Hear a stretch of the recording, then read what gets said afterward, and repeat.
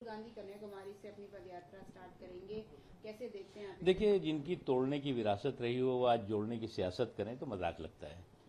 मैं तोड़ने की विरासत इसलिए कह रहा हूं कि अगर आप दशकों का कांग्रेस पार्टी का और इस परिवार का इतिहास देखें तो कभी जाति के नाम पे, कभी धर्म के नाम पे, कभी क्षेत्र के नाम पे भारत को तोड़ने के षड्यंत्र, साजिशों और गुनाहों से भरा हुआ है। कभी उन्होंने सांप्रदायिक उन्माद पैदा करके देश को तोड़ने की कोशिश की, कभी जाति क्षेत्रीय उन्माद के जरिए देश को तोड़ने की कोशिश की। आपको याद नहीं हुआ कि किस तरह से पंजाब जैसा राष्ट्रवादी जो लोगों का जो प्रांत है उसको आतंकवाद की आग में झोंकने का भी काम इन्हीं ने किया। किस तरह से इन्होंने भागलपुर में कत्लेआम हुआ, किस तरह से सन 84 में कत्लेआम और नरसंहार किए गए, किस तरह से क्षेत्रों को अलग अलग बांटने का षड्यंत्र और साजिशें की गई, किस किस तरह से क्षेत्रों के अधिकारों को छीन करके वहां पर उन्माद पैदा कराने की कोशिश की गई।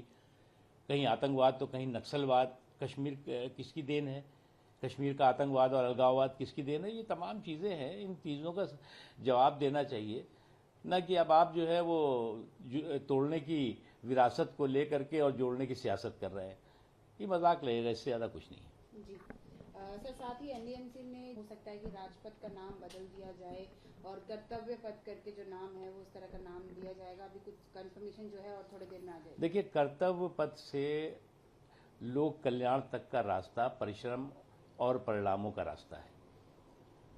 कर्तव्य पथ से लोक कल्याण के रास्ते पर वो लोग नहीं चल पाएंगे जो कि पॉलिटिकल पाखंड और पाप करके देश में अपनी सियासत करते रहे हैं। इसलिए उन लोगों में घबराहट भी है, नाम को लेकर भी हताशा निराशा दिखाई पड़ रही है।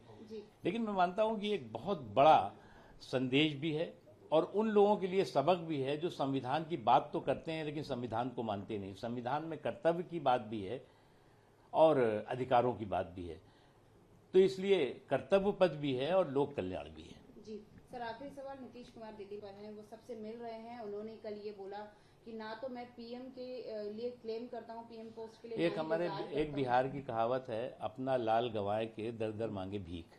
अब उनकी दिक्कत ये हुई है कि अभी तक जो है सुशासन बाबू का चोला पहने हुए थे, अब कुशासन बाबुओं का झोला लेके घूम रहे हैं। करने दीजिए पॉलिटिकल पर्यटन।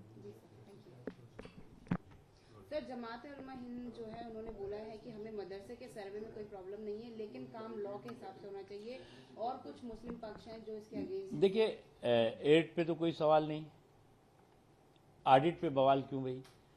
तो इसलिए जब उनको मदद की सरकारें करती हैं, राज्यों की सरकारें या केंद्र सरकार, तो उस पर तो कोई सवाल नहीं करता।